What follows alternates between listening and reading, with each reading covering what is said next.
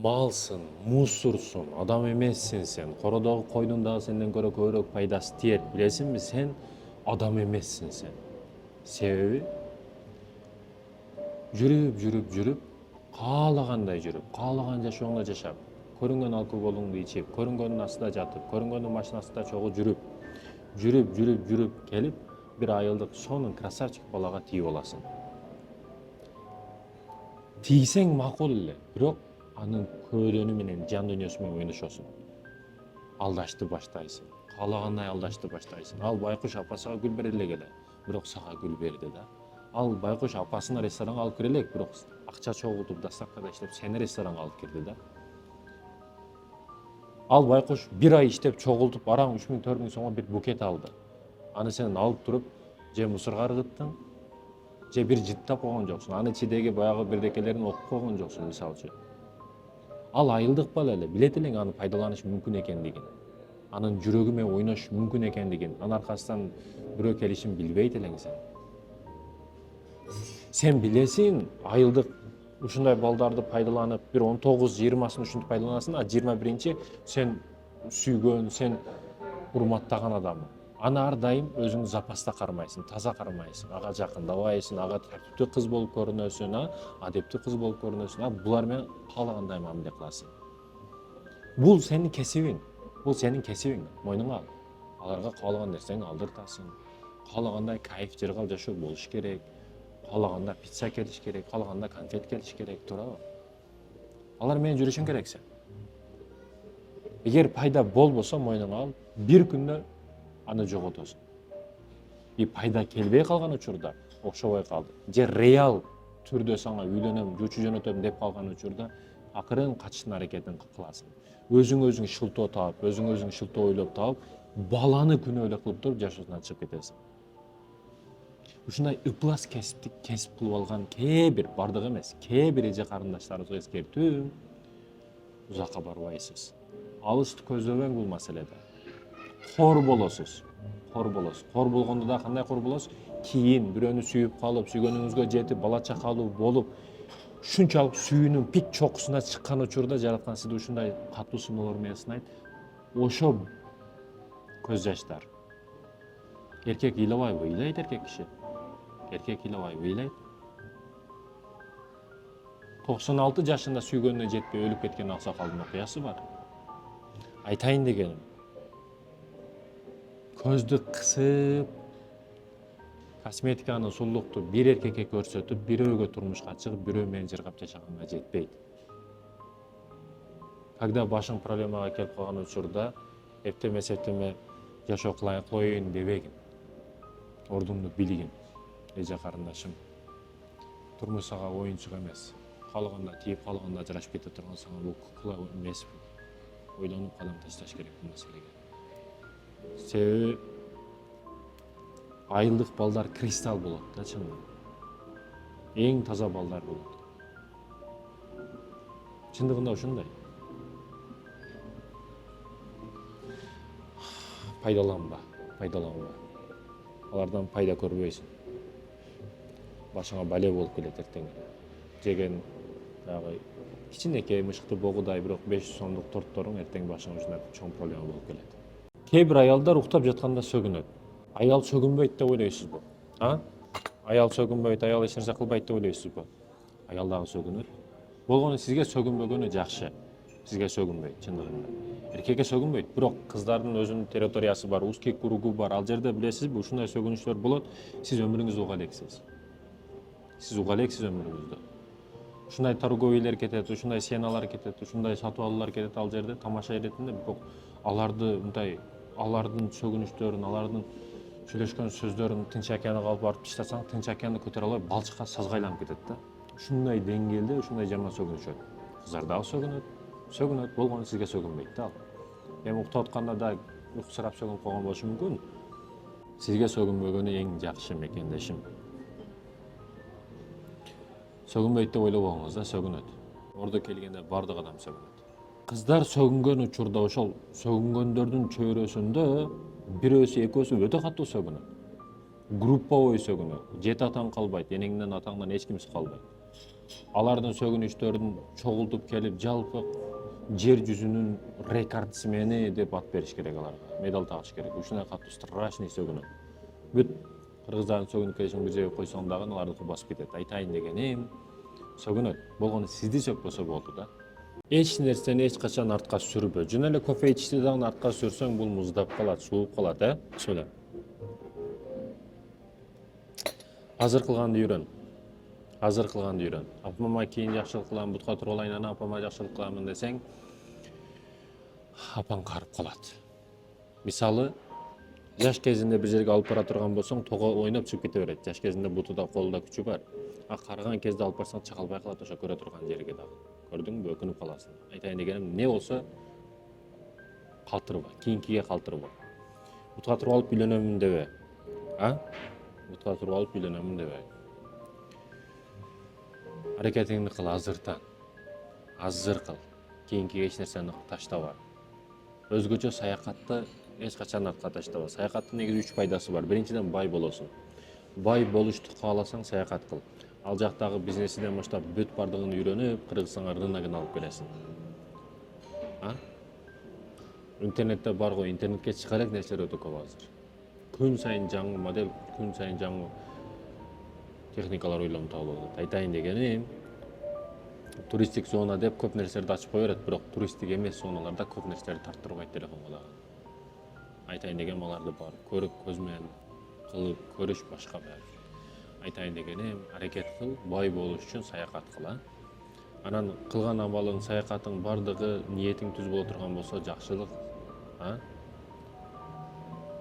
Саякатта экинчи маселе, китепте окубаган адамдарың, китепте окубаган нерселериң ошо жолдо, ошол жакта адамдар менен сүйлөшүү менен табасың. Ошол учурда билесиң, ошол жерде түшүнөсүң, китепте жок нерселерди, китеп чөйрөң үйрөтпөгөн нерселерди сен ошо сырттан үйрөнөсүң. Чындыгында ошондой. Биринчиси бай бол, экинчиси акылдуу бол, ал эми үчүнчүсү кыйынчылык келген учурда сынып калбаштыкка үйрөтөт да. Сен ал жака чыкканыңдан кийин эч кимди тааныбайсың, эч кимди билбейсиң, мисалы, тилди билбейсиң, мисалы үчүн. Жөн эле Россияга барып келсин да, 11 жыл мектепте окугандан көрө көбүрөөк тарбия берип коет да Россиянын өзү эле балага. Туурабы? Кой, мен аракет кылышым керек экен, кой, мен мындай кылышым керек экен деп акылга келип калат ошо Россияга барып келген бала. 11 жыл окуду, жөн эле жүрдү, акыресин кызматын кылбай, туурабы? Көрдүңүзбү, саякаттын пайдалары өтө көп да. Негизи 3 пайда ушул жерде. Сынбаштыкка үйрөтөт, акылга үйрөтөт, бай болушка үйрөтөт. Аракетиңди кыл, саякат кыл, тоого чык, жер жүзүн көр. Сен баягы жабык да азыр, очкида боло турасың дагы эле. Очкиңди алып салыш үчүн дагы эки жакты көрүшүң керек. Жашоомду өзгөртөм деп Америкага, Европага, Россияга кетпе. Жашоомду азыркы учурумда, азыркы чөйрөңдөн баштооңдошту, өзгөртүштү. Билесиңби, когда бирөөнү катык сүйүп калып, ал башкага тийип кетип калса, же үйлөнүп кетип калса, аны унутуш кыйын болуп атат. Мен болду, башка жашоомду баштайм, башка жерге барып баштайм деген тыянакка келет да адамдардын көбү. Бир нерсе окшобой калса, бизнес кылса окшобой калса, сыгылып калса, мени кармап кала турган башка эчтеке жок. Мен нөлдөн баштайм, бут катарам, башка дүйнөгө кетем деп, кудум башка жерге барса башка адам болуп кала тургандай. Сен каерге барбагын, жүрөк сеники, тело сеники, акыл сеники. Болуп атпайбы мекендешим? Сен ойлобой, мечтать этпе, Европага барып мешоктоп акча шыпырамын деп. Россияга барып дарактарды күйсөм акча рубль түшөт деп. Америка жеңил жашоо, күнүнө саатыга $1000 табам деп ойлобой эч качан, жомок жашоого ишенбе. Кайсыл жерге барбагын, ал жерде ташы дагы бар, таразасы дагы бар, жеңили дагы бар, кыйыны дагы бар. Кудум биз сыяктуу. Ойлоп албашыбыз керек да, бул жакта туруп алып бир мамлекеттин страналарын жалаң жакшы жактарын угуп, бирөө мактаса деп кете турган болуп албашыбыз керек. Азыркы учурумда, азыркы абалымда, азыркы чөйрөңдө өзүңдү өзгөртө албасаң, башка өлкө сага эч качан жардам бере албайт. Канчалаган адамдар жашоомду өзгөртөм деп башка өлкөгө барат, бирок ошо Кыргызстандагы абалынан дагы төмөнүрөөк абалга түшүп кайра кайтып келет. Айтайын дегеним, ал жак жеңил жашоо эмес. Кыялданып алба, мечтет этип алба. Мына айтсын, ошо Европада азыр иштеп аткандар, жашоомду өзгөртөм деп баргандар, ачыгын айтсын. Да, ондон бири өзгөрүп кетиши мүмкүн. Бирок көп учурда кыйын. Себеби ал жакта жөнөкөй бул жакта азыр сенин тилиң түшүнүп атса, ал жакта тилди да билбейсиң сен. Мисалы үчүн. Айтайын дегеним, азыр ушул абалыңда жашооңду өзгөртө билсең, башка жерге анан мына төрт тарабың кыбла. Агайымдын бир сөзү бар да, кайсыдыр бир аял көчөгө ат рупасын жоготуп, жолугун кийип, туура болуп чыга турган болсо көчөгө, күйөөсүнүн уруксаты менен туура кийим менен, күйөөсүнүн оюндагыдай кийим менен көчөгө чыгып кайра келе турган болсо, көчөгө чыккан эркек башкаларды карамай турмай ойлобойт дагы дейт. Кайсыдыр бир эркек көчөгө чыккан учурда көзүн башка аялдардан, жат аялдардан көзүн тыя турган болсо, үйдөгү аялынын ага карата урматы чексиз болот дейт. Эки тараптуу ойлонушубуз керек. Күнөөнү башка эме сөзүбүздөн издейли. Мектепти бүттүбү кыздарыбызга эрге беришибиз керек. Тынымсыз эрге беришибиз керек. Алардын не каалоосу, не максаты, не жашоосу бар, айырмасы жок, эрге срочно беришибиз керек. Эгерде ушундай абалда болсоңуз сиз, welcome Кыргызстан. Кош келдиңиз Кыргызстанга. Көпчүлүгүбүздүн ою ушундай. Мектептеги бүткөндөн кийин кыз баланы бериш керек. Кыз баланы окутуштун кереги жок, контракт не проблема кылабыз, неге акча проблема кылабыз, неге кызды окутуш керек, зачем дейт да. Эмне кереги бар дейбиз, кызыбызды эрге беришке шашабыз. Байыраак бирөө чыгып калса болду. Ал байдын өзүнүн үйүнө кызматчы керек эле, кызматчы даяр. Кызыңыз ошол жерде 10 жыл кызматчы кылат, дишин жуат, башка кылат, окушуну окутпай коет. Сиз ойлодуңуз, контрагын төлөйт, бардыгын кылат, бул күйөө бала бай болсо деп бердиңиз, күйөө бала каалагандай иштейт, каалагандай кордойт, каалаган оюндош менен жүрө берет. Болгону сизге бир баланы төрөп берип, ошо үйдө кызматкер керек эле да. Ошону сиздин кызыңызды тандап алды да бул маселеде. Кыздарыма, эже карындаштарыма айтарым. Жашсыңар 17-18 менин карындаштарымсыңар, өзүм бир тууган катары, совет катары айтарым, качан жүрөгүң кыймылдаган учурда, бул жерде кандай маселе бар? Нафсиң бар да сенин. Нафсиңди жылоолоп алып, кармап алып. Эгер 17 жашта эле эч нерсени башкара албай көчөгө чыгып жаткан болсоң, анда токтошуң керек сен. Чындап жүрөгүң кыймылдаган адамың жашоодон чыгып, жолугуп ошо эркекке сени түшүнө турган, сени сүйө турган адам чыккан учурда турмушка чыгышың керек. Бир кандайдыр бир реакция жүрөгүң кыймылдашы керек да адамга. Мажбур, зордоп, ата-энем берди, андай кылды, мажбурлады деп эле зордуктап тийип кетпешиң керек. Жашпы дейсиңби, жаш айырмасы бар, башка дейсиңби? Билесиңби, мен бул маселеде көп китеп да окудум, жашоодон да көп көрдүм. Кээ бир кыздар 17 жашта турмушка чыгат. Арадан 1-2 жыл өтүп, 35-40 толуп калат. Кээ бирөөлөр 30-да, 29-да турмушка чыгат. Көрдүм мындайларды. 29-30-да турмушка чыгып, арадан 1-2 жыл өтүп, дар 17 жашка айланып калат да. Жаштын айырмасы жок. Кыздарыбызды окутушубуз керек, урматтуу ата-энелер.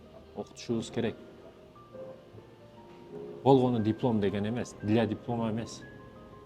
Акылга, месиге, колго өнөр беришибиз керек. Себеби кызыбыз эртең неберелерди, бүткүл мектепти, бүткүл ааламды тарбиялайт алар. Окутпаш керек, каалагандай эме кылыш керек, болду. Мунуга тиесиң дедим, тиесиң. Кичине атасын бирөөдөн карыз болуп калса, карзым бар эле, давай ушу калын ордуга кетет, макырга кетет деп туруп эле берип салат. Бул дос эле, классташ жакын, биз палчанбыз, болду, все, эми тууган кылабыз деп мамилелерди. Кыздын каалоосуна түкүрүп коюшкан булар. Наскалактын кабагыдай эле сөз да булардын каалоосу. Ал кыз кой эмес го, кородо, каалаганда сатып, каалаганда союп. Анын жашоосу бар, анын каалоосу бар, анын өзүнүн бир ойлору бар, максаттары бар. Айтайын дегеним, кыздарыбызды эч качан кордобой эле. Кулдук заманы эч эле бүткөн, урматтуу мекендештерим. Карындашыңызга балдар сөз атты, тийишти, зордоп кетти, эмне кыласыз? Ушул суроонун негизинде көп ойлоносуң да эркек киши. Мен да ушул суроо келгенден кийин мындай ойлонуп карап, түнү 12:30 бир кыз кетип атат. Ага бирөө бир чөбөрү, баягы шакал деп коебуз го. Ошол сөз атты да. Таанышайлы, почтаңды бер, адресиңди бер, башкаңды бер деди. Баягы кыз жок деди. Туурабы? Кийин сизге чалды. Сиз акасысыз, ишенген агасысыз, же атасысыз. Анан сиз нервтенип, айылдан промой без права бузуп берем, жок кылып берем, өлтүрөмүн деп баягы баланы издеп келдиңиз.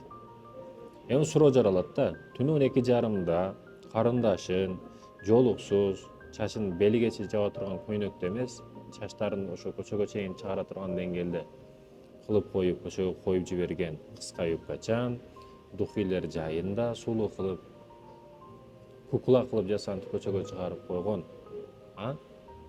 Сизби? Же сөз аткан албы? Ким деп сорттош маселесинде өзүңүздү бир карап коюшуңуз керек да. Ага катары, ата катары, ини катары эжеңиз же карындашыңыз кандай абалда? Билишиңиз керек. Түн жарымда не кылып жүрөт ал көчөдө? Ушундай бир нерсе деген ночной клубтан чыккан учурда сөз атыптыр. Анан мен аны өлтүрүшүм керек барып.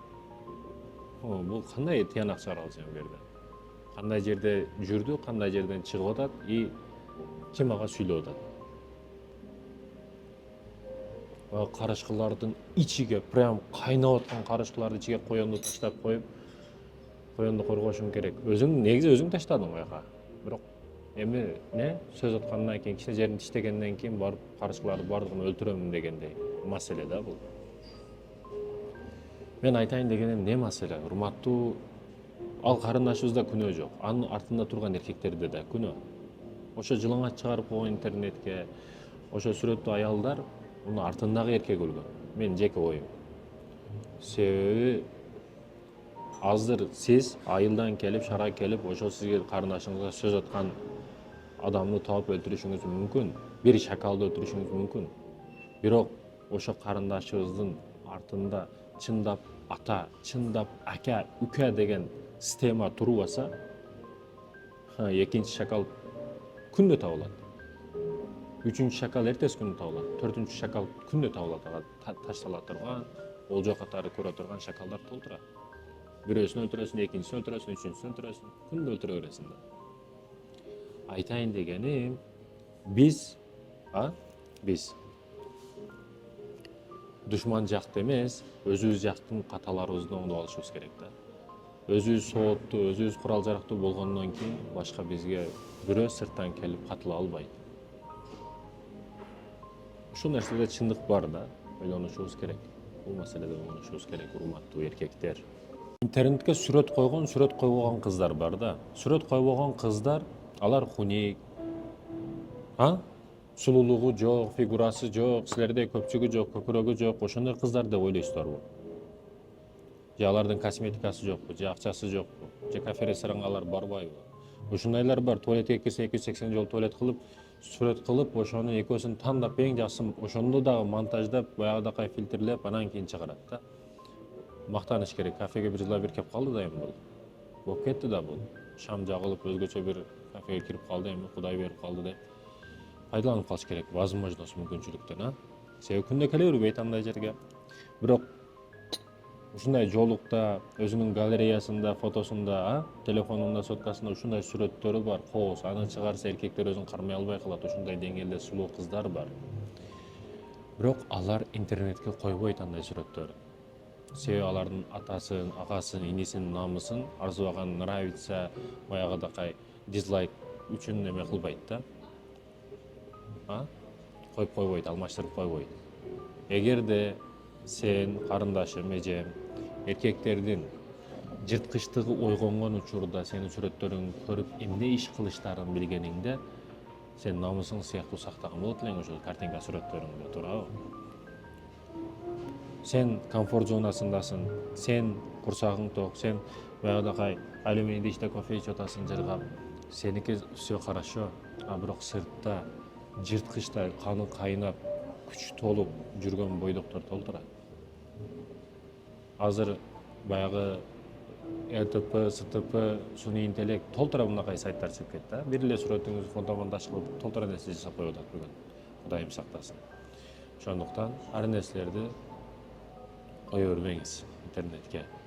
Азыр кыш, суук, бүт бар жоңуңуз жабык, эртең жаз келет, башталып кетпесин да. Өтө катуу кызганган эрлердин аялдарына эскертүү. Эгерде эриңиз тынымсыз сизге чалып, жазып, сурап атса, акыбалыңызды сурап атса, каяктасың деп атасың, көчөгө эмне кийип чыгып атасың, каердесинде видео таштайды деп атса, кызганып атса, кыскасы бул эң жакшы нерсе, эң жакшы маселе. Сиз неден коркушуңуз керек? Өз абалыңызга сизди таштап коюшунан коркушуңуз керек. Сизге чалбай атса, жазбай атса, внимание бербей атса, ошол нерседен коркушуңуз керек. А сизге чалып, кызганып атса, эки жакка деп сурап аткан болсо, бул эң жакшы маселе. Эркек киши өзүгө сүйгөн, өзү ишенген адамды кызганат. Өзү сүйгөн, өзү ишенген адамды кызганат. Беген адамды, бетараф адамды, жек көргөн адамды бир тыйын.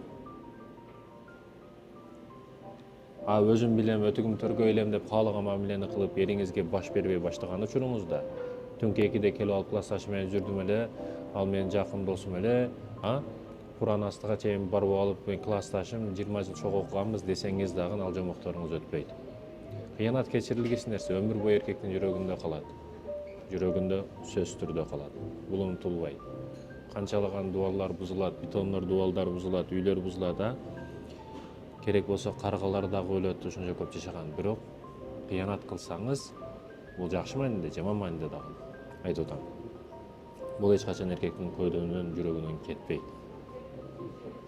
Сиз эчак эле бензиндин ичиге күкүртү чагып бүткөнсүз да, ал эркектин алдында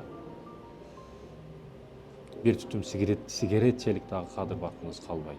Ошондой экен, кызганып жатса, сүйүнүңүз, кубаныңыз. Сизге чалып атса, бул жакшы нерсе.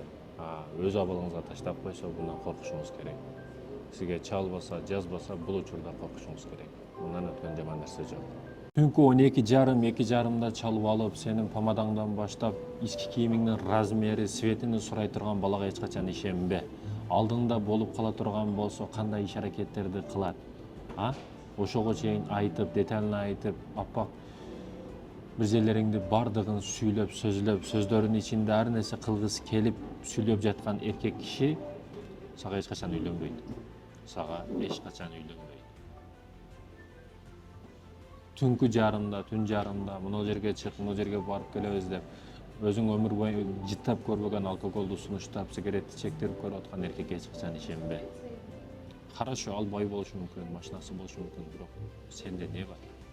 Бере турган бир эле нерсең бар. Эгер аны берип койсоң, ал сага эч качан үйлөнбөйт. Айтайын дегеним, кайра айтарым, эже карындашым, мамиле баштагыла. Өзүң эле кыйналасың, кыйналганың кылат.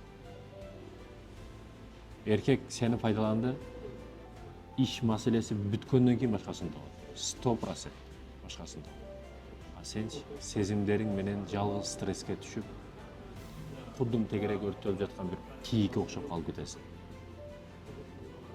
Өзүңдү алдабы, ал мени сүйөт, күйөт, ардекени айтып былжыраба. Бул кудум 365 күнгө жомок деген китептен алынган бир хикаяга окшош. Өзүңдү өзүң алдаба карындашым. Билесиң анын чыныгы жүзүн. Өзүң дагы билесиң чыныгы жүзүңдү. Зачем өзүңдү аны дагы алдап? Кандай эле ушул маселелерди 20 жыл мурда түшүнсөм, 30 жыл мурда түшүнсөм деп өкүнүп калбаш үчүн азыр бул маселелерге маани бер. Кийин сен 40 жашка чыгып, 20 жашымда ушундай кылсам болбойт беле деп өкүнүп калбашың үчүн ушундай сааттарды ушу өзүң каалагандай түшүн. Кааласаң мотивация түрүндө кабыл ал, кааласаң насаат түрүндө, кааласаң бир көчөдө калгандын бирөөнүн сөзү деп кабыл кыл, бирок кыл. Мен бул жерде маанилүү эмесмин. Менин дипломум, же окугандыгым, илимсиз экендиги маанилүү эмес. Бул жерде сен аракетиң маанилүү. Макулбу? Биринчи маселе ден соолук. Жаш кезде көңүл бурбагандыгы үчүн көп өкүнөт. 40 жаштан жогору өкүнүч болуп өткөрөт да көбүндө. Неге? Дары-дармек, кичине кыймылдаса кылдаш, бел оору, тиш оору, баш оору, көз оору, бардык оорулар ошо 40тан жогору наракка тебишти баштайт, Кичине суук болсо эле погоданы айта турган болуп каласың. Ден соолукка жаш кезиңден маани бер. Жаш кезиңден спортту калтырба. Жаш кез билесиңби, ушундай кез бул дүйнөнүн дагы, аркы дүйнөнүн дагы ишин бүтүрө турган учур. Сахар жок, давление жок, кыймыл-аракет жайында, спорттагы жайында бардыгын кыла турган учурдун ушул результат көрсөтүп кое турган, ийгиликке жете турган учур ушу жаштык кез. Эси жаштык кезде аракет кылып калбасаң, кийин өтө катуу өкүнөсүң. Экинчи маселе бул саякат. Саякат кылбагандыгы үчүн өлөр алдында адамдар өкүнөт да. Неге мен дүйнө көрбөдүм? Неге мен акчаны коркуп өзүм чеңгелимде кармап жаттым? Бар эле го мүмкүнчүлүк бар эле, шарт бар эле, шанс бар эле, чыкпадым, көрбөдүм дүйнөнү. Ушул өзүмдүн территориямдан чөрөмдөн башка деп өкүнөт да адамдар көп. Ошон үчүн өкүнбөш үчүн саякат кыл, тоого чык, эки жакты көр, дүйнө көр, ааламды көр. Байыштын жолу, акылдуу болуштун дагы бир жолу бул саякат кылуу мекендешим. Үй бүлө менен убакыт өткөрбөгөндүгү үчүн өкүнөт адамдардын көбү. Үй бүлө менен бактылуу боло албады. Чындыгында колуңузда сотка бар, кандай мамиледесиз бул? Группада 10 адам бар, бирөөсү жазса жазат, калгандары окуп эле тура берет. Ошол жүрөктүн катыганынын белгиси эмеспи мекендешим? Ата энесине кам көрбөгөндүгү үчүн өкүнөт. Эң чоң ката бизде бар жок болгондон кийин ата энебизге жакшылык кылабыз дейбиз да. Бутка туруп алайлы, ажыга алып барабыз, бутка туруп алайлы, умрага алып барабыз, бутка туруп алайлы, анан кылабыз дейбиз. Бирок ал учурда ата энебиз өтүп кеткен болот. Өкүнбөш үчүн ата энеңе азырдан колуң келишинче жакшылык кыл. Платочкага чыгым берет, жетеби? Платочка алып бер. Кийин жолука жетет, жолука алып бер. Кийинчерээк башка нерсе, ошону кылып бер, Анан өкүнө турган нерсе бул өзүнүн кыялдарын, максаттарын артка жылдырып жүрө берген. Аңгеси жүрөнүм пандемиктен, аңгеси жүрөнүм эмки жылы, аңгеси жүрөнүм жаңы жылдан өзүнүн максатын кийинкиге таштап, акыры өлүп төшөгүндө жаткан учурда өз кыялдарын артка жылдыргандыгы үчүн өкүнөт адам. Сүйгөн иши үчүн эмес, жөн гана акча үчүн иштегендиги үчүн өкүнөт адам. Өзүнүн сүйүктүү кесиби жок, максаты бар эле, кыялдары бар эле, алардын артынан чуркабастан жөн акчанын аркасынан чуркап калгандыгы үчүн өкүнөт. Неге? Өлүм төшөгүндө жатканда сен ойлонот адам, караса артында эч кандай результат жок. Ал кетип атат, бирок анын артында бир дагы иш калбай атат да. Же медиадан жок. Хорошо, бирөө медиада ийгиликке жете болсо ошону бузуку комментарийлер жазып койгон, ошондон башка эч нерсе калтырбай атат да дүйнөдө. Ошого катуу өкүнөт да адам.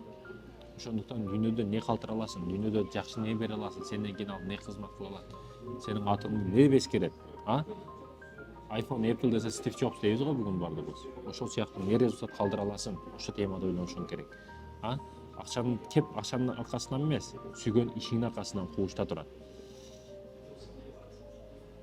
Көп коркунучтарды ойлоп, мүмкүнчүлүктөрдү жокко чыгаргандыгы үчүн өкүнөт. Шанстар бар, шарттар бар, мүмкүнчүлүктөр келип турат, бирок корккондугунун айынан не кылган эмес. Саякаттар, шарттар турат эле, бирок самолетко чыгыштан корком деди дагы кылбай койгон. Ошол нерселерди өкүнөт. Бул жөнөкөй эле мисал, бирок бар бул нерселер, Шарттарды, мүмкүнчүлүктөрдү эч качан колдон чыгарба. Билим албагандыгы үчүн өкүнөт. Билимди эрте токтотуп, мектеп бүтсө болду, окубаш керек экен, байшын китептин эмне кереги бар деген темадагы адамдар бар да бүгүн. Жок, окуш керек. Окуш керек. Илон Маск окуп аптыр. Илон Маск билесиңби, эмне деген университетте айдалып кеткен? Ал университетке кириштин өзү эле 10 университетти бүтүрүшкө барабар. Билим алууну эрте токтотуп эч качан. Бул нерсеге өкүнүп каласың. Жаман адаттарды таштабагандыгы үчүн өкүнөт. Ошо каалагандай укташ, каалагандай программа, каалагандай жаман иштер, буларды токтотпогондугу үчүн адам өкүнөт. Себеби көрүнүп турат да аяк эмне болушу. Достору менен байланышты үзүп койгондугу үчүн өкүнөт. Достору менен байланышты үзбө, жок дегенде бир жумада жоомалик болсун деп тур. Достору менен мамилени үзүп койбо. Алар керек учурда сага пайда бере албай калышы мүмкүн. Максат пайда алыш эмес го достордон, туурабы? Максат кыйналганда сөз жардам бериш шарт деген тема жок го. Достордун эрежесин бирөө жазып койгон эмес го, мындай болсо дос болот деген. Дос эреже эмес, дос каалаганда бересиң, каалаганда аласың. Алыш темасы дагы негизи достордун ортосунда жок, туурабы? Достор менен мамилени үзбө эч качан. Акчаны туура топтобогондугу үчүн өкүнөт. Каалагандай чачкандыгы үчүн өкүнөт. Себеби тапканың үчүн и коротконуң үчүн дагы уже жооп бересиң да ал жакта.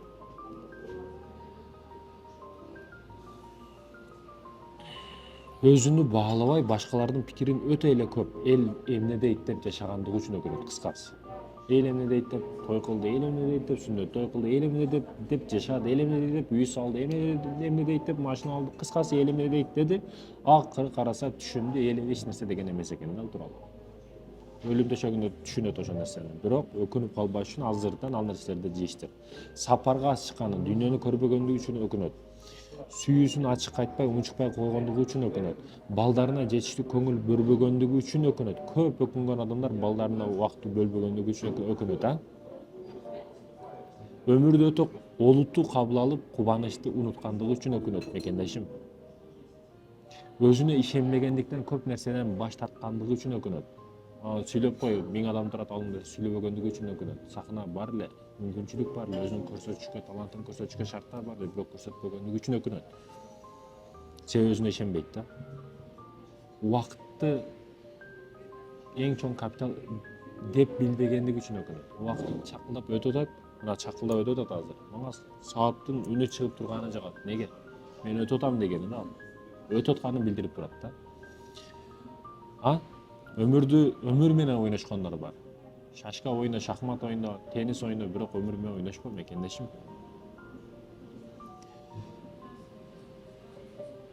Руханий жактан умтулбаган, өнүгүүгө умтулбагандыгы үчүн өкүнөт. Кечирим сураган учурда кечирбегендиги үчүн өкүнөт, же кечирим сурабагандыгы үчүн өкүнөт. Кечирим сура, кечир ошондуктан. Кийин өкүнбөш калбаш үчүн. Өкүнүп калбаш үчүн, өзүнө кам көрбөсөн, жашоосун тең салмакта албагандыгы үчүн өкүнөт адам. Айтайын дегеним бул адам эң күчтүү деңгээлде өкүнө турган темаларды айттым. Көпчүлүк адамдар көп учурда ушул темалардын негизинде өкүнөт, өлүм төшөгүнө келген учурда. Өкүнүп калбаш үчүн ушул нерселерди азыртан 20дасыңбы? Бул 40-50 жаштагы аксакалдын насааттары кабыл ал дагы, камалыңды кыл, аракетиңди кыл. Болбосо кеч болот, кийин өкүнөсүң.